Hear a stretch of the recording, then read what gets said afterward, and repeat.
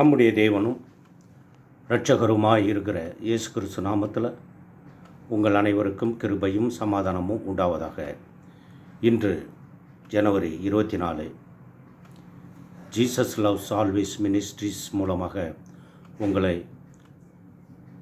அனைவருக்கும் இயேசுவின் நாமத்தில் வாழ்த்துகிறேன். இன்று கொடுத்துள்ள வசனம் நியாயாதிபதிகள் 1:16. மோசேயின் மாமனாகிய கேனியானின் புத்திரரும் யூதாவின் புத்திரரோடு கூட பேரிச்ச மரங்களின் பட்டணத்திலிருந்து ஆராத்திற்கு தெற்கே இருக்கிற யூதாவின் வனாந்திரத்திற்கு வந்து ஜனங்களோடு குடியேறினார்கள். 17வது வசனம், யூதா தன் சகோதரனாகிய சிமியோனும் கூட போனான்.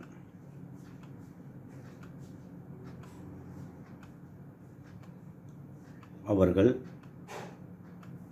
சேப்பாத்தில் குடியிருந்த கானானியரை முறியடித்து அதை சங்காரம் பண்ணி அந்த பட்டணத்திற்கு ஓர்மா என்று பெயரிட்டார்கள். யூதா காசாவையும் அதன் எல்லையையும் அஸ்கலோனையும் அதன் எல்லையையும் எக்ரோனையும் அதன் எல்லையையும் பிடித்தான். அல்லேலூயா. இந்த வசனத்தின் மூலமாக தேவன் பேசுவாராக, தேவனுடைய வார்த்தை வெளிப்படுவதாக.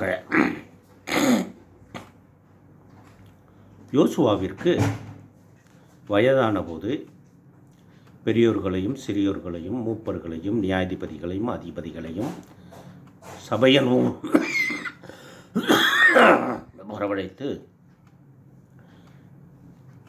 பேசும்போது கர்த்தர் சொல்லுகிறதாவது என்று ஆரம்பித்தார். அவர் மூலமாக கர்த்தர் பேசுகிறார். அவர் சொன்ன எகிப்திலிருந்து அழைத்து வந்த தேவனை நீங்கள் மறக்காமல் எச்சரிக்கையாக இருக்க வேண்டும் என்று சொன்னார். அதன் பிறகு நீங்கள் உங்கள் கர்த்தரையே சேவிக்க வேண்டும் என்று சொன்னார். அதன் பிறகு அவர்கள் ஜனங்கள் எல்லாரும் அதை கேட்டு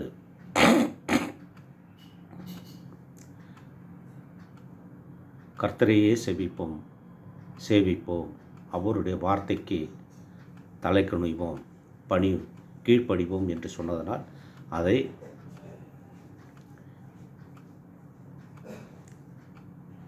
அதை ஒரு புத்தகத்தில் எழுதினார். நியாய பிரமாண புத்தகத்தில் அதை எழுதினார். அதன் பிறகு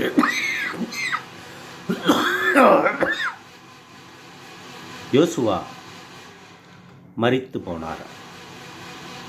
மரித்து போன பிறகு இஸ்ரவேல் ஜனங்களுக்கு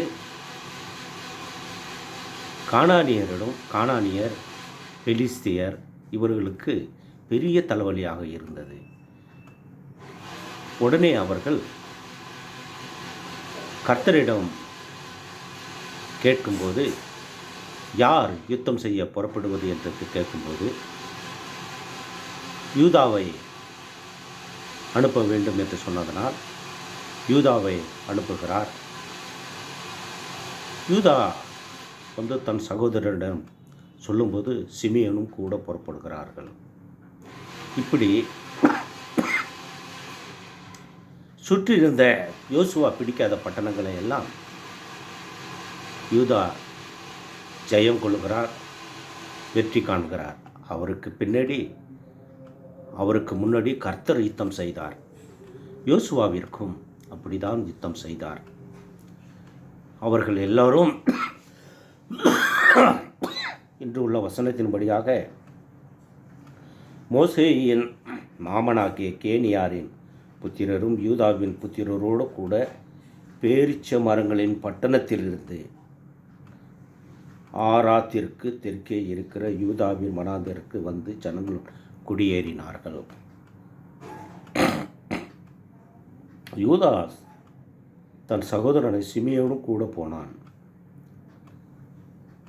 அவர்கள் சேப்பாத்தில் குடியிருக்கிற கானானியரை முறியடித்து அதை சங்காரம் பண்ணி அந்த பட்டணத்திற்கு ஓர்மா என்று பெயரிட்டார்கள். யூதா காசாவையும் அதன் எல்லையையும், அஸ்கலோனையும் அதன் எல்லையையும், எக்ரோனையும் அதன் எல்லையையும் பிடித்தான். யோசுவா மரித்த பின்பு யூதா கரங்களை பலப்படுத்துகிறார் கர்த்தர். அவர்களுக்குள் ஒரு பெரிய யூதாவை பயன்படுத்துகிறார். யூதாவுக்கு முன்னாடி நான் உனக்கு ஒப்பு கொடுக்கிறேன், நீ புறப்பட்டு செல் என்று சொல்லும்போது கர்த்தர் யுத்தம் செய்து அவர்களை கர்த்தர் மனிதனை ஒழித்து கட்ட மனிதனையே அனுப்புகிறார் என்றால் அதுதான் அவருடைய நீதி. கர்த்தரால் முடியாதா? ஒரு நிமிடத்தில் ஒரு வாதையை கொண்டு வரலாம், அந்த ஜனங்களை, துன்மார்க்கர்களை அழித்து விடலாம். இல்லை, அப்படியே எல்லாம் அவர் செய்துவிட முடியாது. அவருடைய நீதி அப்படியாக இருக்கிறது. ஒருவனுக்கு ஒரு ஆசீர்வாதம் வேண்டும் என்றால், மனிதனுக்கு ஒரு ஆசீர்வாதம் வேண்டும் என்றால் மனிதனை வைத்தே அவர் ஆசீர்வதிப்பார். இப்படியாக யூதாவையும் அவன் சகோதரனையும் கர்த்தர் ஆசீர்வதித்தார். அவர்கள் கர்த்தருக்கு கீழ்ப்படிந்தார்கள். அதனால தான் இன்று வரையும் இஸ்ரவேலிலே யூத கோத்திரம் நிலைத்து நிற்கிறது. கர்த்தருக்கு கீழ்ப்படிந்து அதன்படி செய்ததால் இன்று இஸ்ரவேல் ஜனங்கள் தலை தூக்கி நிற்கிறார்கள்.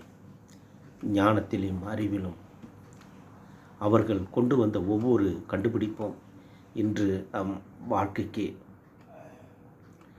கடந்து செல்ல லேசான காரியமாக இருக்கிறது. அல்லேலூயா. இதை விசுவாசிப்போமாக. அன்பின் பரம தகப்பனே, உமக்கு சோத்திரம். இருந்தவரும் இருப்பவரும் நாளை வருவோருமாகிய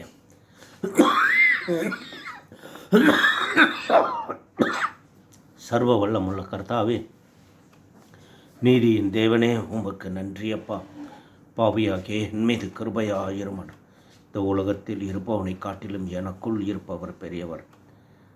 உன் சமாதானம் நதியைப் போலவும் உன் நீதி சமுத்திரத்தின் அலைகளைப் போல இருக்கும் என்று வார்த்தை வந்திருப்பதால் 2025 கடந்து செல்ல நீ கிருபை அளிக்க நல்லவராக இருக்கிறேன்.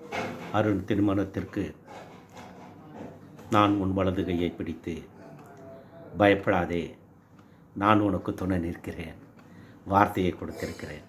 அருண் திருமணத்தை நல்லபடியாக நடத்தி வைக்க கிருபை தருமாறு ஜெபிக்கிறேன். குட்டனுக்கு பரிபூர்ண சுகம் உண்டாகட்டும்.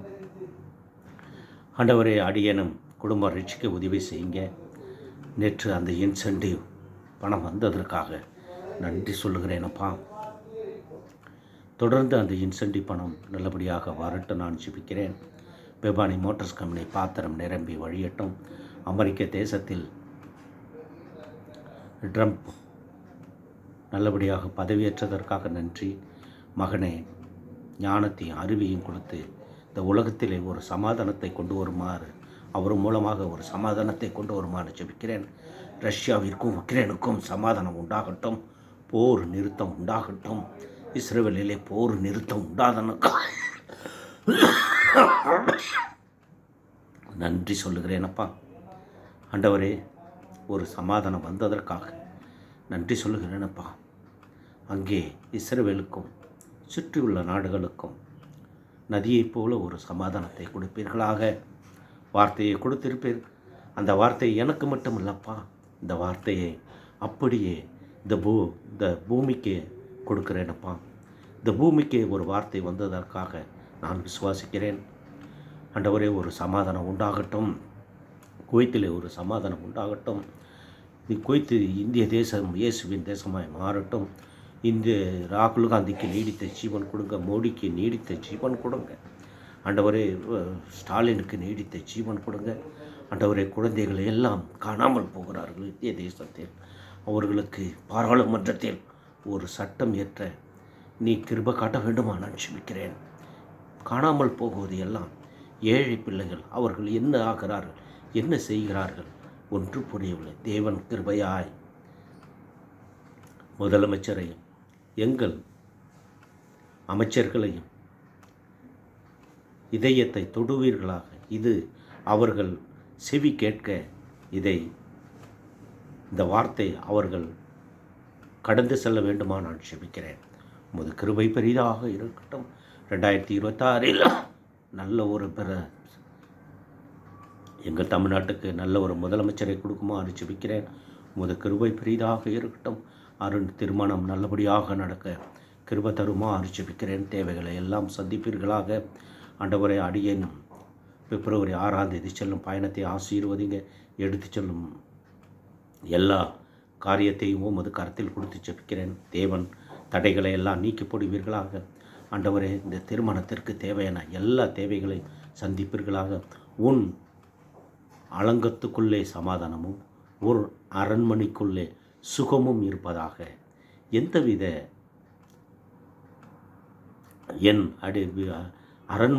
அடியன் அரண்மனைக்குள்ளே சுகம் உண்டாகட்டும் ராஜா, சுகம் உண்டாகட்டும்.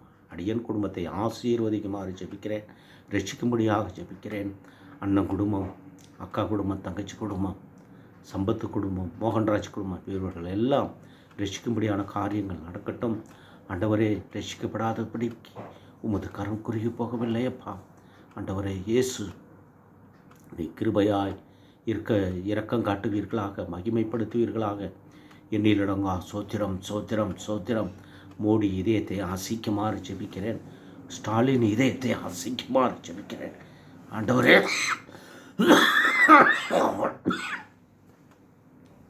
அடுத்து நல்ல ஒரு முதலமைச்சரை கொடுக்குவதற்கு உமக்கு லேசான காரியமப்பா. உக்ரைனுக்கும் ரஷ்யாவிற்கும் ஒரு போர் நிறுத்தம் உண்டாகட்டும். ஏன் மனிதனுக்குள் இந்த எண்ணங்கள்? ஒரு சமாதானத்தை, மனித உயிர்கள், எத்தனையோ உயிர்கள் மடிந்து விட்டார்கள். எத்தனையோ ஆத்மாக்கள் செத்து போய்விட்டதப்பா. தேவனை கிருபை காட்டுங்க. மனிதன் இந்த போர் தொடுக்கும் எண்ணங்களை எல்லாம் மாற்றுவீர்களாக. அரசியல்வாதிகளை தொடுவீர்களாக. தேவன் கிருபையாக இருக்க வேண்டுமா நான் ஜெபிக்கிறேன். இந்த பூமியிலே 3ஆம் உலகம் யுத்தம் வராமல் தேசத்தை காத்துக்கொள்ளுமாறு ஜெபிக்கிறேன். உமது கிருபை பெரிதாக இருக்கட்டும். அடியேனும் நடத்தும் யூடியூப் சேனலை ஆசீர்வதிங்க. அந்த பிப்ரவரி மாதத்தில் யூடியூப்பிலிருந்து பணம் வர கிருபை தருமாறு ஜெபிக்கிறேன். அதிக 10 மில்லியன் சப்ஸ்கிரைபரை கொடுத்து ஆசீர்வதிக்குமாறு ஜெபிக்கிறேன். உமது கிருபை பெரிதாக இருக்கட்டும். கர்த்தர் யார் என்பதை என் குடும்பம் அறிய வேண்டும் ராஜா. எடுத்து செல்லும் பைபிளையும் ஆசீர்வதிங்க. பிள்ளைகள் இதயத்தை மாற்றுவீர்களாக. அவர்கள் இதயம் அசையட்டும். ரட்சிக்கும்படியான காரியங்கள் நடக்கட்டும் ராஜா. எண்ணிலடங்கா சூத்திரம். இயேசு கிறிஸ்து நாமத்தில் ஜெபிக்கிறேன் ஜீவனுள்ள நல்ல பிதாவே, ஆமேன். என் ஆத்துமாவே கர்த்தரை சோத்திரி, என் முழு உள்ளமே பரிசுத்த நாமத்தை சோத்திரி. என் ஆத்துமாவே கர்த்தரை சோத்திரி, அவர் செய்த சகல உபகாரங்கள் மறவாதே. ஆமேன். இன்று ராமச்சந்திரன் செய்யும் பயணத்தையும் ஆசீர்வதிங்க. இயேசு கிறிஸ்து நாமத்தில் உமது கிருபை அவர் கூட கடந்து செல்லட்டு நான் ஜெபிக்கிறேன். எண்ணிலடங்கா சோத்திரம். ஆமேன், ஆமேன், ஆமேன்.